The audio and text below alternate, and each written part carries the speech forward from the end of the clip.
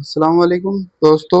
बात करते हैं कुछ सीखने और सिखाने की। जैसे कि आप सभी जानते हैं कि हम वीडियो के माध्यम से कुछ सीखने और सिखाने की बात करते हैं। उसमें हम बात करते हैं कि हमारी ज़िंदगी में कैसे चैन सुकून आ जाए। हमारी ज़िंदगी में चैन सुकून आने के लिए हमें क्या-क्या आदतें अपने अंदर अपनी आदतों में शुमार करना पड़ेगा। मतलब कौन-कौन सी आदतों को हमें जो है सीखना पड़ेगा और उन्हें फॉलो करना पड़ेगा। दोस्तों देखिए, जो इंसान सच बोलता है जो इंसान सच बोलता है तो उसका दिल मुतमईन होता है। मुतमईन मतलब उसके दिल में चैन सुकून आता है, और चैन सुकून आता है तो दोस्तों वो खुश रहता है। भले ही उसे नुकसान हो, फ़ायदा हो, लेकिन जो सच बोलता है वो इंसान हमेशा उसके दिल को सुकून मिलता है और वो खुश रहता है। इसी तरह से अदल व इंसाफ दूसरा, एक सच बोलना हुआ, दूसरा अदल इंसाफ हुआ और तीसरा अमानत में खयानत, अमानतदार हुआ। यानी कि 3 गुण अगर हम अपनी ज़िंदगी में इम्प्लीमेंट कर ले, अपनी आदत बना ले, तो दोस्तों हमारी ज़िंदगी में चैन सुकून आ जाएगा। चैन सुकून हासिल करने के लिए हमें इन 3 आदतों को अपने अंदर लाना ही चाहिए। तो दोस्तों पहला हुआ सच बोलना, दूसरा हुआ अदल व इंसाफ करना और तीसरा हुआ अमानत में खयानत ना करना, अमानतदार रहना।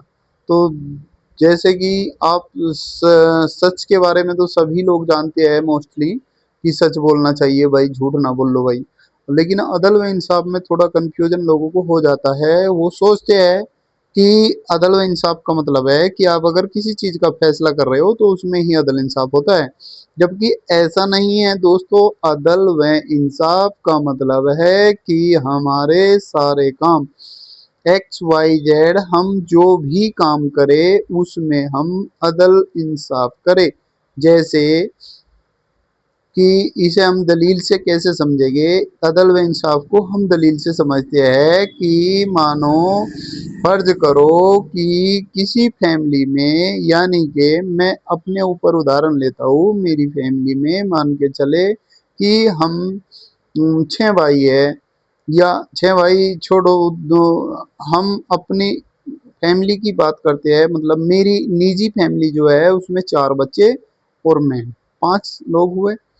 तो 5 लोगों में मुझे अदल इंसाफ करना है तो मैं कैसे करूं? उस चीज को हमें देखना, सोचना, समझना पड़ेगा। जैसे भाई बच्चे हैं, उनका उन्हें उनका जो मुझ पे हक है, बच्चों का जो मुझ पे हक है तो मुझे पूरा पूरा अदा करना चाहिए। बच्चों का हक पूरा पूरा अदा करना चाहिए, ये अदल इंसाफ है। तो इसमें कोई ऐसा तो है नहीं कि मैं जज हूँ कि फैसला कर रहा हूँ, नहीं। लेकिन जो मेरे पे हक है वो मुझे पूरा पूरा अदा करना है, ये भी अदल इंसाफ है। और इसी तरह से हर काम में, बिजनेस में, या सपोज दैट कोई आदमी मजदूरी पे जा रहा है तो वहां पे वो काम करने के उसको पैसे मिल रहे हैं, वो काम चोरी ना करे। मतलब अगर मालिक उसको पैसे दे रहा है तो ईमानदारी से उसका काम करे, काम से बचे नहीं। इसी तरह से अगर कोई, मानो किसी मजदूर को हमने रखा है तो हम उसका हक अदा करें। काम करा उसने, उसके पैसे दे, उसकी उजरत पूरी पूरी अदा कर दे। और उससे नाजायज काम, मतलब बहुत ज्यादा काम भी ना ले, उसकी औसत के हिसाब से। भाई जितना हम उसको पैसा दे रहे हैं उसमें जो वो काम उसका बनता है वही काम ले उससे, बेफालतू के काम ना ले उससे।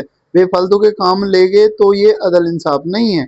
ये वो तो बेचारा कर देगा शर्म लिहाज से जैसे तैसे, लेकिन ये जो है अच्छा अमल नहीं है। जितने काम के हमने उससे पैसे तय किए हैं या जो उसके काम हैं उससे वही कराने चाहिए। ये भी, इसमें भी अदल इंसाफ है। इसी तरह से हर काम में अदल व इंसाफ होता है। ऐसा नहीं है, हम क्या सोचते हैं कि हम अगर कहीं जज बना दिए या किसी फैसले वैसले में हमें जो है वो बना दिया भाई, सरबरा बना दिया भाई, तुम करो भाई फैसला जैसा करना है, तो हम उसे समझते हैं। जबकि ऐसा नहीं है, हमारे हर मामलात में अदल व इंसाफ होना चाहिए। इसी तरह से अमानत में खयानत का मतलब समझते हैं। तो दोस्तों हम समझते हैं अमानत में खयानत का मतलब होता है कि किसी ने हमारे पास अपनी अमानत रख दी कुछ भी, वो कुछ भी हो सकती है, जेवर हो सकते हैं, प्रॉपर्टी हो सकती है, या पैसा हो सकता है, कुछ भी हो सकता है, एक्स वाई जेड।